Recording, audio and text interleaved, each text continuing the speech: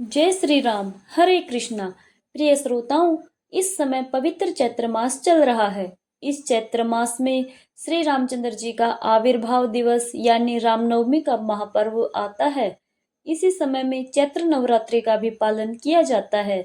तो इस उपलक्ष्य में इस समय हम श्रवण कर रहे हैं चैत्र मास के इन सुंदर कथाओं का वर्णन, जिसमें हम भगवान श्री रामचंद्र जी का गुणगान गाती हुई रामायण कथा सुन रहे हैं। तो आइए हमारी इस कथा यात्रा को आगे बढ़ाते हुए सुनते हैं आज की चैत्र मास कथा।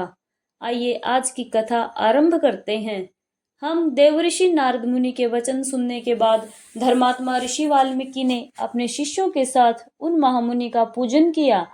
वाल्मीकि जी द्वारा यथावत सम्मानित होकर देवऋषि नारद ने जाने के लिए उनसे आज्ञा मांगी और उनसे अनुमति मिल जाने पर वे आकाश मार्ग से चले गए।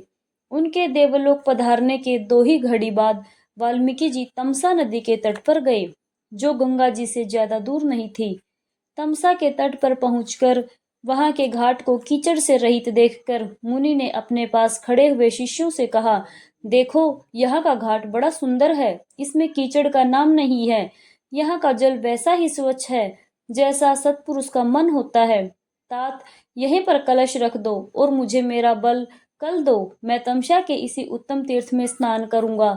महात्मा वाल्मीकि के ऐसा कहने पर नियम परायण शिष्य भारद्वाज ने अपने गुरु मुनिवर वाल्मीकि को वलकल वस्त्र दिया। शिष्य के हाथ से वलकल लेकर वे जितेंद्रिय मुनि वहां के विशाल वन की शोभा देखते हुए सभी ओर विचरण करने लगे। उनके पास ही क्रोंच पक्षियों का एक जोड़ा कभी एक दूसरे से अलग नहीं होता था, वह विचरण कर रहा था। वे दोनों पक्षी बड़ी मधुर बोली बोलते थे। भगवान वाल्मीकि ने पक्षियों के उस जोड़े को वहां पर देखा और उसी समय पाप पूर्ण विचार रखने वाले एक निषाद ने, जो समस्त प्राणियों का अकारण ही वैरी था, वहां पर आकर पक्षियों के उस जोड़े में से एक नर पक्षी को मुनि के देखते ही देखते बाणों से मार डाला। वह पक्षी खून से लथपथ होकर पृथ्वी पर आ गिरा और पंख फड़फड़ाता हुआ तड़पने लगा। अपने पति की हत्या हुई देखकर उसकी भार्या क्रौंचित करुणाजनक स्वर में चित्कार कर उठी। उत्तम पंखों से युक्त वह पक्षी सदैव अपनी भार्या के साथ विचरण करता रहता था। उसके मस्तक का रंग तांबे के समान लाल था और वह काम से मतवाला हो गया था और ऐसे पति से वियुक्त होकर क्रौंची बड़े दुख से रो रही थी। निषाद ने जिसे मार गिराया था, उस नर पक्षी की वह दुर्दशा देखकर उन धर्मात्मा ऋषि को बहुत दया आई।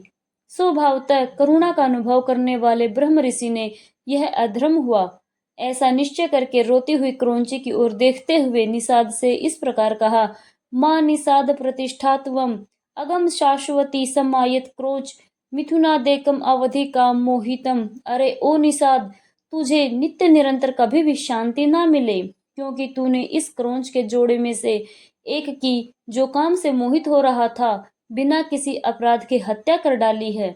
ऐसा कहकर जब उन्होंने इस पर विचार किया, तब उनके मन में यह चिंता हुई कि हो, इस पक्षी के शोक से पीड़ित होकर मैंने यह क्या कह डाला।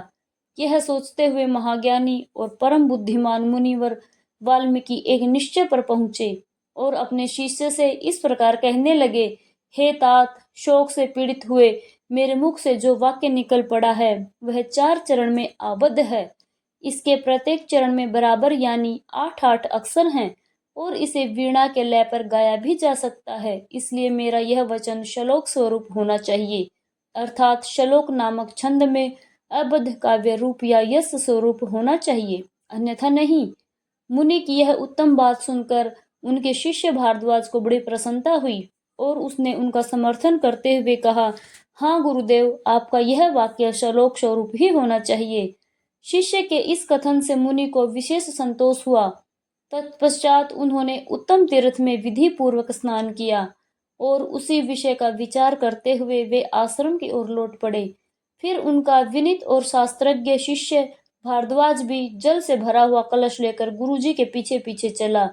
शिष्य के साथ आश्रम में पहुंचकर धर्मज्ञ ऋषि वाल्मीकि जी आसन पर बैठे और दूसरी दूसरी बातें करने लगे, लेकिन उनका ध्यान उस श्लोक की ओर ही लगा हुआ था और उतने में ही अखिल विश्व की सृष्टि करने वाले सर्वसमर्थ महातेजस्वी चतुर्मुख ब्रह्मा जी मुनिवर वाल्मीकि से मिलने के लिए स्वयं उनके आश्रम पर आए। उन्हें देखते ही महर्षि वाल्मीकि सहसा उठकर खड़े हो गए।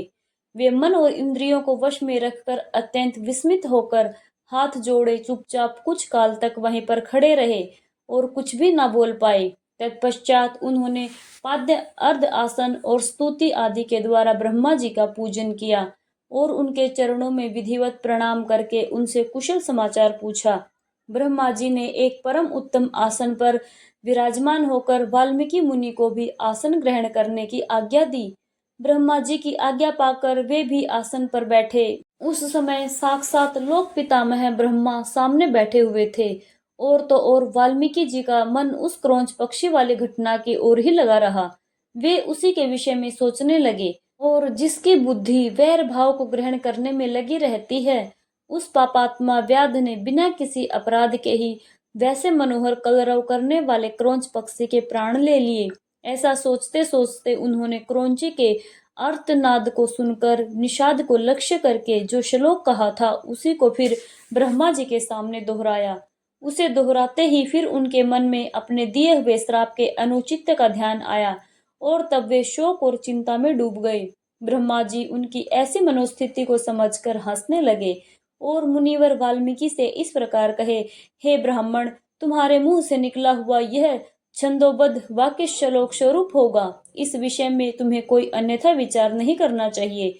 मेरे संकल्प और प्रेरणा से ही तुम्हारे मुंह से ऐसी वाणी निकली थी। हे मुनि श्रेष्ठ, तुम श्री राम के संपूर्ण चरित्र का वर्णन करो। परम बुद्धिमान भगवान श्री राम संसार में सबसे बड़े धर्मात्मा और धीर पुरुष हैं। तुमने नारद जी के मुंह से जैसा सुना है उसी के अनुसार उनके चरित्र का चित्रण करो। बुद्धिमान श्री राम का जो गुप्त या प्रकट वृतांत है और लक्ष्मण, सीता और राक्षसों के जो संपूर्ण गुप्त या प्रकट चरित्र हैं, वे सब अज्ञात होने पर भी तुम्हें अपने आप ही ज्ञात हो जाएंगे। इस काव्य में अंकित तुम्हारी कोई भी बात झूठी नहीं होगी।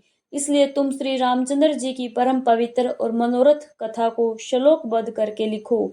इस पृथ्वी पर जब तक नदियां और पर्वतों की सत्ता रहेगी, तब तक संसार में रामायण कथा का प्रचार होता रहेगा। जब तक तुम्हारी बनाई हुई श्री राम कथा का लोक में प्रचार होगा, तब तक तुम इच्छा अनुसार ऊपर नीचे और मेरे लोकों में निवास करते रहोगे। ऐसा कहकर भगवान ब्रह्मा जी वहां से अंतर्ध्यान हो गए। उनके अंतर्ध्यान होने से शिष्यों सहित भगवान वाल्मीकि मुनि को बड़ा विस्मय हुआ।